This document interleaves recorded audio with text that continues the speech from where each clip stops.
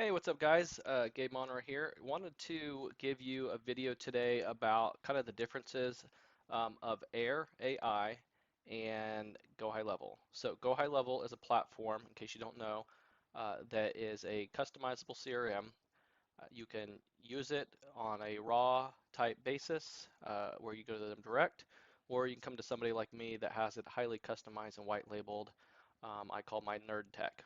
So I use High Level or NerdTech, my customizable CRM, to integrate lots of different types of technologies through webhooks, APIs, and different things like that. So when people come to me and ask me about Air, I tell them about my platform because it can do a lot more with Air than you can with the Air platform, and that's what you're seeing on my screen right here. So I wanted to show you some differences and kind of how that works and how it's incorporated, maybe to give a little bit better understanding and some clarity. So, excuse me. What we're looking at here, this is the Air platform when you log in. These are where you create your agents slash scripts. You can go to your knowledge base and insert your knowledge base here. Knowledge base would just be like information about your company. So what I like to use Air for is obviously I create my script, put it in a knowledge base, but then that's pretty much the end of it. I use the webhook and developer tools on the back end to connect this to my platform where I can have much higher level contact management. So what does that look like? Well, when you use Air and you upload contacts, and these are dummy contacts, so you can see they're all fake numbers, these are all fake email addresses. This is my dummy data. If we call this and we go to recordings and we look at the recordings. I'm not going to click on recordings because there is private data on there right now. But if we called this, we would go to recordings, we would see an outcome. So it would disposition it such as booked appointment, DNC list, not interested, different things like that. Well, now what do we want to do with the lead once it's a booked appointment? You know, you can't export these contacts once they're imported into Air. They're here forever. About 10% of the time, it's wrong at dispositioning the outcome. So maybe it might be a DNC, but maybe they said on the call that it's not really a DNC. Maybe it's they just want to call back later. Occasionally it messes up because it's technology.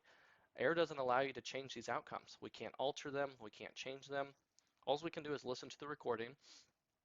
It does give you a transcript, which is nice. But I can get all this information through what's called a webhook. I can put that on my platform, and now we have a system where we can actually manage these contacts.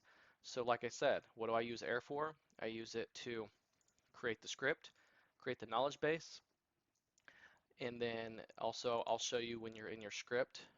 So I use it to create the script, to create the knowledge base, and then my platform triggers the calls and manages the contacts completely. I'm going to show you that here in a minute. So Air, one of the things you want to set up is your stats tracking. So right here, your stats tracking, these are the outcomes. So it's going to come default with just 3. Well, let's say you're calling somebody and it's the wrong number. Well, maybe you want an outcome that's wrong number. Maybe, you know, one I create for most people is called not interested. You know, this doesn't have a not interested. So we want to track this stuff. Now we're going to be able to get the outcomes, the call recording, the script, the call duration, all that call information on my platform where we can then see the data on the dashboard, manipulate the data to different lists. So maybe we want to recall it or follow up with them or do different things with it. Um, with Air, you really can't do anything except you can listen to the recordings, you can make your script, you can upload your list, but there's just no way to really manage the contacts on here. So moving over to my platform, NerdTech, this is, I have all the sensitive information blurred out. This is a platform I was using for calling. And let's say I wanted to make a call of contacts. I would select all the contacts, select the list, or I'd select the list first, select all the contacts, click on my little robot, and I would initiate the call that way. I'm not going to go super in detail because I have another video that shows how that works. Now, once we call it the contact here, I'll click on one. In fact, let me just go to my test contact so that way I don't have to blur it out. I apologize with the weather change here in Kansas City. I have a little bit of a stuffy nose, so I apologize for my sniffling here. All right, what's going on? Let's go back to all. Go to Gabe. All right, I'm going to go to my contact.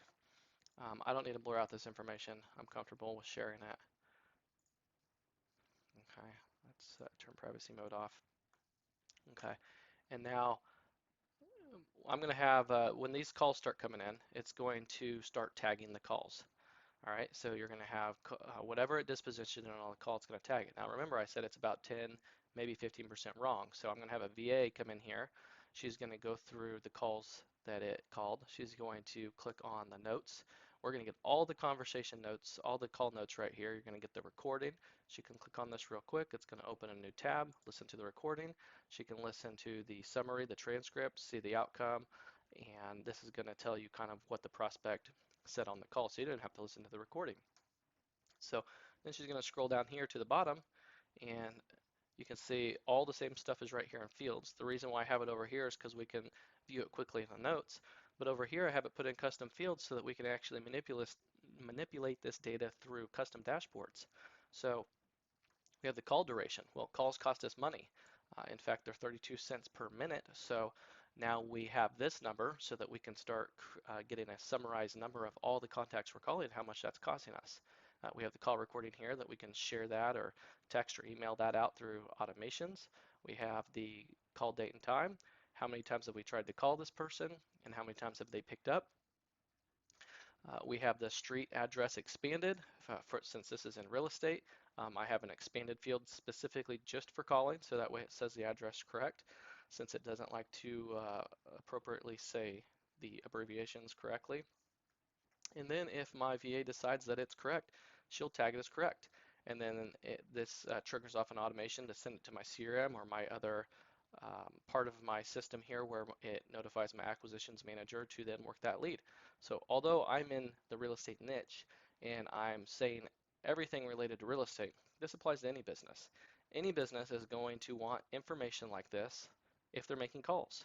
Doesn't matter if it's follow-up, it doesn't matter if they're new leads that opted in, they're going to want to know these stats. So then we create a custom dashboard here where we can actually get stats. And here we have some dummy data. And you can see on the dummy data, we have 295 calls at 53 cents per call. We have our total call spend is $94, an average of 17 cents per call. We have 562 answer calls, total call attempts, and total contacts called. So this is just basic KPIs that we want to be able to track on our calls so that we know what our performance is doing. We can see some of these numbers in Air. Yep, if we go to campaigns, you can see numbers here as well. But the thing is, you just can't manipulate the contacts. You can't do anything with them. So now that we're working on my platform here, we can send this contact to another CRM. We can create drip automations, SMS follow-ups, ringless voicemails. You can automate your entire business. I mean, this is truly an amazing technology. And to implement Air, I'm also using chatbots.